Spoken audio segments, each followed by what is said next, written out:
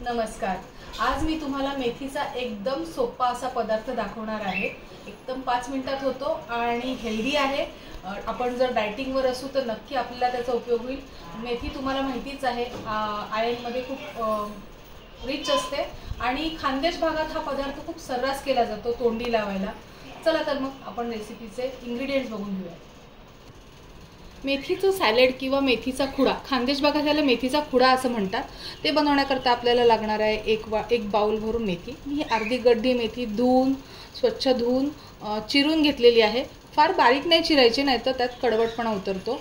अर्धा टोमॅटो बारीक चिरलेला आहे, कांदा मध्यम आकाराचा अर्धा कांदा चिरला आहे, थोडीशी कोथिंबीर, लिंबू, चवीनुसार मीठ, लाल तिखट। जर तुम्हाला लाल तिखट आवडत नसेल तर बारीक केलेली हिरवी मिरची।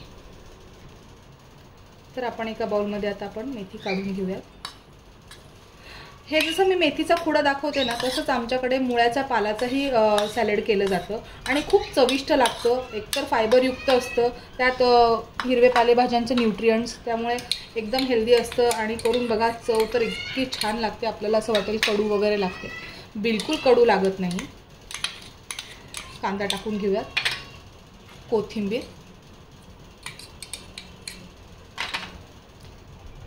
चवीनुसार मीठ।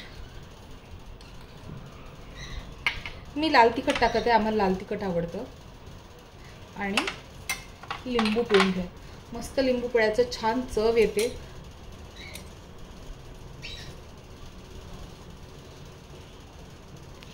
आता आपण छान कालवून घेऊयात। कालवून झाली मेथी आणि मेथीचं सॅलड आणि एकदम मस्त झालंय। तुम्हाला जर ह्याच्यामध्ये साखर वगैरे टाकायची असेल तरी टाकली तरी चालणार आहे, एकदम छान लागतं। करून पहा। असंच सेम सॅलड मुळ्याचंही केलं जातं, मुळ्याच्या पाल्याचं। त्याच्यामध्ये आंबट चुका टाकलं तर आहा, काय चव लागते।